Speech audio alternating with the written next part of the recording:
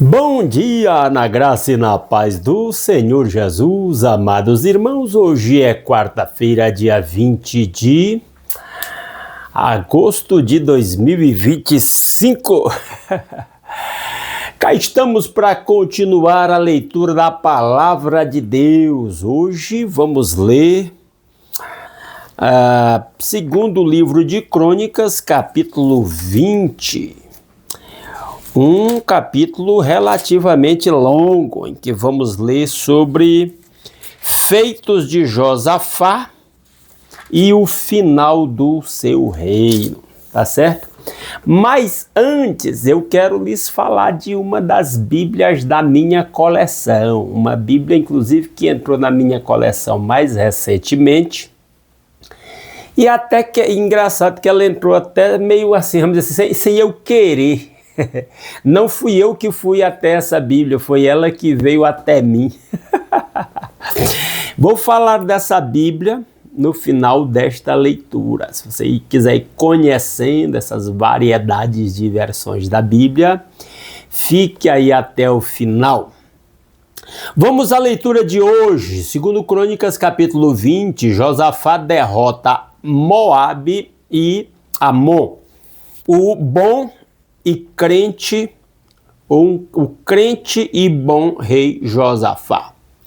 Depois disso, os moabitas e os amonitas, com alguns dos meunitas, entraram em guerra contra o Josafá. Então informaram a Josafá: um exército enorme vem contra ti de Edom, do outro lado do Mar Morto. Já está em Hazazon-Tamar, isto é, em Gedi.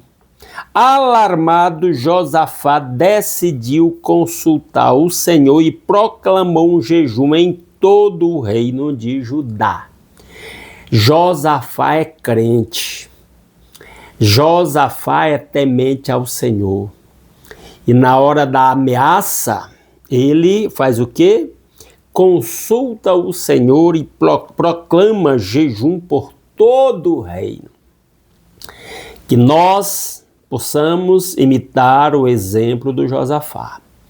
Quando surgirem as ameaças, os perigos, consultemos o Senhor, proclamemos um jejum.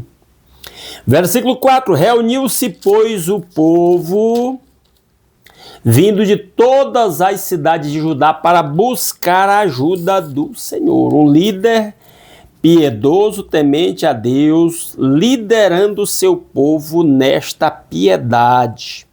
Isso é maravilhoso. Josafá levantou-se na Assembleia de Judá e de Jerusalém, no templo do Senhor, na frente do pátio novo, e orou. Olha a oração do Josafá, que vai do versículo 6 ao versículo 12. Senhor Deus dos nossos antepassados, não és tu o Deus que está nos céus?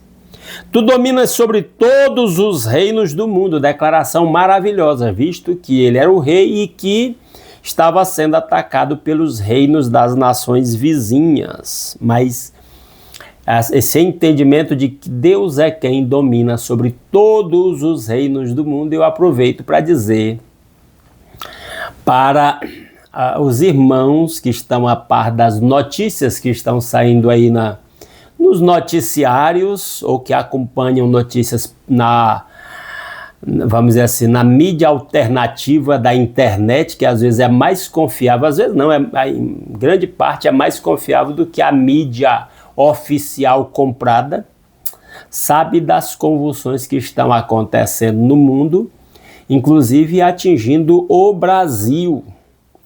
E aí é bom lembrar disso, povo de Deus. O nosso Deus é quem domina sobre todos os reinos do mundo, inclusive sobre os presidentes, os juízes de todas as cortes, os políticos em geral, inclusive de todos os países. Inclusive o presidente dos Estados Unidos, todo-poderoso, Trump, né? E de outros países como Israel, China, Rússia, que são notícia nos noticiários e causam preocupações. Não esqueça disso. Esses homens poderosos do mundo são mosquitos diante do poder do nosso Deus. Com isso eu quero dizer que Deus faz assim e um deles se vai, ou qualquer um deles se vai, ou todos eles se vão. E aí o Josafá continua: tu dominas sobre todos os reinos do mundo, força e poder estão em tuas mãos e ninguém pode opor-se a ti, ninguém pode opor-se ao nosso Deus. Essa oração do Josafá é muito inspiradora para todos nós. Não és tu, nosso Deus, que expulsaste os habitantes desta terra perante Israel, teu povo, e a deste para sempre aos descendentes do teu amigo Abraão? Abraão foi chamado de amigo de Deus, pai da fé. E nós, como seremos lembrados, conhecidos? E o Josafá está reconhecendo que quem expulsou as nações de Canaã não foi Josué e nem os reis anteriores e nem o próprio Josafá. Foi Deus, no final das contas. Até o Davi, que foi um dos principais, foi o principal rei na conquista da terra realmente, reconhecia que ele não podia fazer nada sem a intervenção do Deus verdadeiro. Versículo 8, eles a têm habitado e nela construíram um santuário em honra ao teu nome, dizendo, se alguma desgraça nos atingir, seja o castigo da espada, seja a peste, seja a fome, nós... Desculpem. Nós nos colocaremos em tua presença diante deste templo, pois ele leva o teu nome, clamaremos a ti em nossa angústia, e tu nos ouvirás e nos salvarás. O Josafá está recordando da oração de Salomão no dia da consagração do templo. Verso 10. Mas agora aí estão amonitas, moabitas e habitantes dos montes de Seir, cujos territórios não permitiste que Israel invadisse quando vinha do Egito. Por isso, os israelitas se desviaram deles e não os destruíram. Vê agora como estão nos retribuindo ao virem expulsar-nos da terra que nos deste por herança. Então, o Josafá está recordando a história de Israel com as nações vizinhas. Ó nosso Deus, não irás tu julgá-los? Pois não temos força para enfrentar esse exército imenso que vem nos atacar. Não sabemos o que fazer, mas os nossos olhos se voltam para ti. O finalzinho aqui no verso 12, o Josafá reconhece sua própria fraqueza, com a fraqueza do seu exército, mediante a ameaça do exército de várias nações vizinhas que vinham contra ele. Então, termos consciência da nossa fraqueza é importante para o nosso relacionamento com Deus. Aí ele diz assim, não sabemos o que fazer, às vezes nós temos situações na vida que a gente não sabe o que fazer, mas Josafá estava, digamos assim, mesmo sem saber o que fazer, ele estava fazendo a coisa certa, ele estava buscando o Deus verdadeiro. Aí ele diz isso, mas os nossos olhos se voltam para ti, olhe para Deus. Essa fala é interessante, porque muitas vezes nós olhamos para os problemas, para as ameaças que nos parecem insuperáveis, quando deveríamos olhar para o nosso Deus. Continuando o versículo 3, todos os homens de Judá, com suas mulheres e seus filhos, até os de colo estavam ali em pé diante do Senhor. Então o povo estava reunido lá. Então o Espírito do Senhor veio sobre Jaaziel, filho de Zacarias, neto de Benaia, bisneto de Jeiel e trineto de Matanias, levita e descendente de Asaf, no meio da assembleia. Então, ali de repente levanta-se um profeta. Ele disse, escutem todos os que vivem em Judá e em Jerusalém e o rei Josafá. Palavra para todos que ali estavam reunidos. Assim diz o Senhor a vocês, não tenham medo nem fiquem desanimados por causa desse exército enorme, pois a batalha não é de vocês, mas de Deus. Essa palavra é maravilhosa. As verdadeiras batalhas do crente, entenda isso, meu irmão, não é sua, é de Deus. Se alguém ataca um crente por ele ser crente, ele, coitado, ele está atacando o Deus do crente, o Senhor do crente. Olha o que o Jaaziel continua dizendo, verso 16, amanhã desçam contra eles, eis que virão pela subida de Ziz, e vocês os encontrarão no fim do vale, em frente do deserto de Jeruel. Então ele estimula o Josafá a juntar o exército e ir ao encontro do inimigo. Olha o que ele diz mais. Vocês não precisarão lutar nessa batalha. Tomem suas posições, permaneçam firmes e vejam o livramento que o Senhor dará, ó Judá, ó Jerusalém. Deus está dizendo por meio do Jaziel que Deus vai dar um livramento para o seu povo. Não tenham medo nem desanime, saiam para enfrentá-los amanhã e o Senhor estará com vocês. Então, se Deus deu o comando, vá à batalha, porque o próprio Deus há de batalhar a nosso favor. Verso 18, Josafá prostrou-se com o rosto em terra e todo o povo de Judá e de Jerusalém prostrou-se em adoração perante o Senhor. Então os levitas descendentes dos coatitas e dos coreitas levantaram-se e louvaram o Senhor, o Deus de Israel, em alta voz. Deus mandou o recado por meio do seu profeta e o seu povo retribui em louvores ao Senhor. De madrugada partiram para o deserto de Tecoa. Quando estavam saindo, Josafá lhes disse: Escutem-me, Judá e povo de Jerusalém, tenham fé no Senhor, o seu Deus, e vocês serão sustentados. Tenham fé nos profetas do Senhor e terão a vitória. O rei ia estimulando a fé do povo, confiança do povo. Depois de consultar o povo, Josafá nomeou alguns homens para cantarem ao Senhor e o louvarem pelo esplendor de sua santidade, indo à frente do exército cantando: deem graças ao Senhor, pois o seu amor dura para sempre. Interessante essa cena. O exército sai para a batalha e na frente do exército vai um grupo de cantores louvando a Deus. E aí me lembra o salmo que diz: no meio dos louvores Deus habita. Quando começaram a cantar e a entoar louvores, o Senhor preparou emboscadas contra os homens de Amon, de Moabe e dos montes de Seir, que estavam invadindo Judá, e eles foram derrotados. Não se diz qual foram os detalhes dessa emboscada, mas o fato é que parece que Deus inspirou Josafá a criar essas emboscadas contra os inimigos. Os amonitas e os moabitas atacaram os dos montes de Seir para destruí-los e aniquilá-los. Depois de massacrarem os homens de Seir, destruíram-se uns aos outros. O exército inimigo se vira uns contra os outros. Quando os homens de Judá foram para o lugar de onde se avista o deserto e olharam para o imenso exército, viram somente cadáveres no chão. Ninguém havia escapado. Então Josafá e os seus soldados foram saquear os cadáveres e encontraram entre eles grande quantidade de equipamentos e de roupas, e também objetos de valor. Passaram 3 dias saqueando, mas havia mais do que eram capazes de levar. No 4º dia eles se reuniram no vale de Beraca, onde louvaram o Senhor. Por isso até hoje esse lugar é chamado de Vale de Beraca. Louvor no início, louvor no final, intervenção de Deus a favor do seu povo. Depois, sob a liderança de Josafá, todos os homens de Judá e de Jerusalém voltaram alegres para Jerusalém, pois o Senhor os enchera de alegria, dando-lhes vitória sobre os seus inimigos. Que final maravilhoso, né?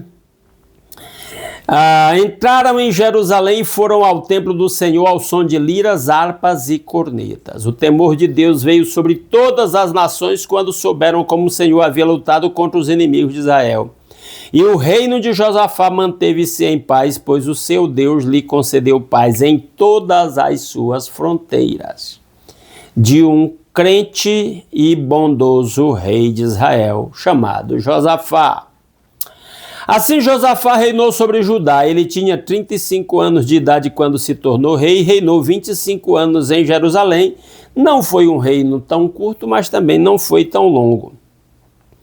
O nome de sua mãe era Azuba, filha de Sili. Não importa se a questão se é curto ou longo, a questão é, está sob a bênção de Deus ou não. Ele andou nos caminhos de Asa, seu pai, e não se desviou deles, fez o que o Senhor aprova. Contudo, não acabou com os altares idólatras e o povo ainda não havia firmado o coração no Deus dos seus antepassados. Uma nota lamentável aqui. povo não andava ainda direito 100%. Sempre tem aqueles que ficam oscilando, né, entre dois mundos, dois caminhos, querendo servir a Deus e ao mundo.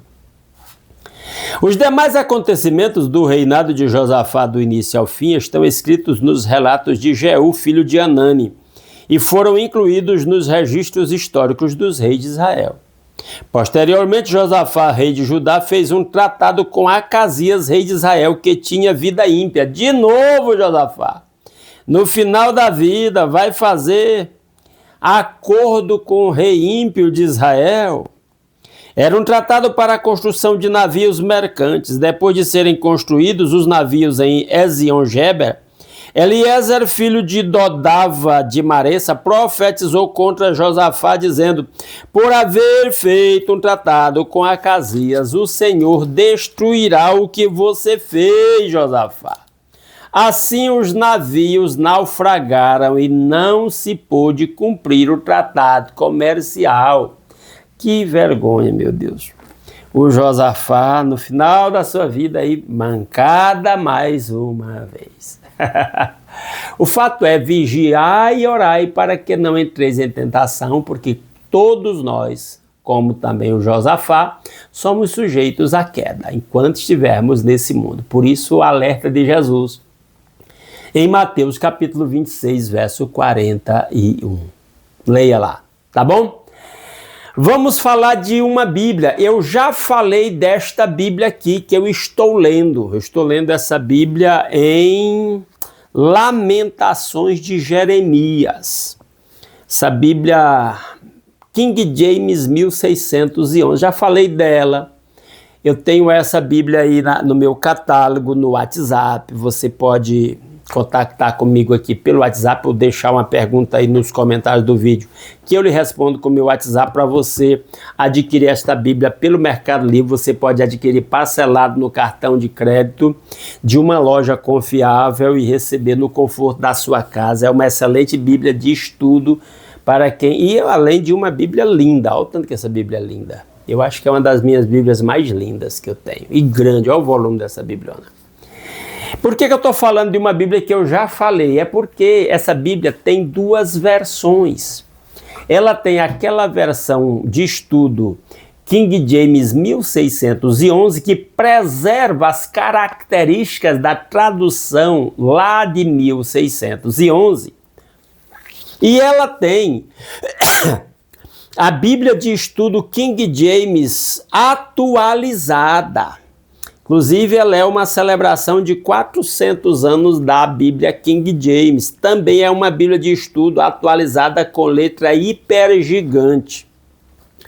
A linguagem dessa Bíblia ela tem algumas variações em relação àquela Bíblia ali, porque ela é atualizada conforme a nossa linguagem contemporânea, mais atualizada. Eu disse que essa Bíblia não fui eu que fui atrás dela, foi ela que veio até mim. Um dos irmãos aqui de uma igreja que eu ajudo, disse: pastor, eu ganhei uma Bíblia, mas não estou gostando dela e eu queria uma Bíblia da mesma versão, só que não seja de estudo e tal, menos volumosa. Aí o que eu fiz? Eu comprei a Bíblia que ele queria, dei para ele e fiquei com essa Bíblia. Eu não estava indo atrás dessa Bíblia aqui, eu não tinha ela na minha coleção. Mas eu não tinha comprado ainda porque eu pretendia procurar adquirir essa Bíblia em inglês. Eu estou procurando uma Bíblia em inglês e de preferência de uma versão que eu ainda não tenha. Mas aí essa Bíblia chegou até mim e quando eu comecei a ler a introdução dessa Bíblia aqui, eu já fui gostando dela e resolvi colocá-la na minha coleção. Ela tem páginas ilustradas, olha essa página aqui ilustrada, da celebração dos 400 anos dessa Bíblia. Ela tem é uma Bíblia com várias notas de rodapé aqui embaixo. Só nota de rodapé, ou seja, ela tem menos estudo do que aquela outra ali, porque a outra tem muito mais e até muito mais volumosa. Mas ela tem bastante nota de rodapé. E eu pretendo ler essa Bíblia num segundo momento, depois que eu terminar essas leituras que eu estou fazendo. E eu estou apresentando essa Bíblia aqui porque essa Bíblia é produzida pela Sociedade Bíblica Ibero-Americana, em associação com a Abaprese, com a CPP. Ela tem letra hiper gigante e engraçada. Essa Bíblia não é muito cara, você encontra ela no Mercado Livre por menos de R$100. Se de repente eu lhe apresentar essa Bíblia, você tem interesse em adquirir uma Bíblia dessa, eu vou colocar lá no meu catálogo, eu vou até olhar. Se ainda não tiver, eu vou colocar o preço mais atualizado e em melhores condições de pagamento e mais acessível para quem queira adquirir esta Bíblia, faça contato comigo. É uma Bíblia que eu acho que vale a pena, além de que é uma Bíblia muito bonita. Já mostrei para os irmãos que tem essas duas versões, sem ser Bíblia de estudo. A Bíblia, inclusive, mais fina, menos volumosa, que não é Bíblia de estudo. Então, se você quiser adquirir qualquer uma destas Bíblias, entre em contato comigo pelo meu WhatsApp, que está aqui na descrição desse vídeo, ou no comentário fixado, e eu facilito para você o acesso a essa Bíblia numa loja confiável do Mercado Livre pelo melhor preço possível e com melhores condições de pagamento. Tá certo? E se Deus quiser, amanhã, 5h30 da manhã, a gente volta aqui para continuar a leitura de 2 Crônicas. Aguardo vocês. Um grande abraço a todos.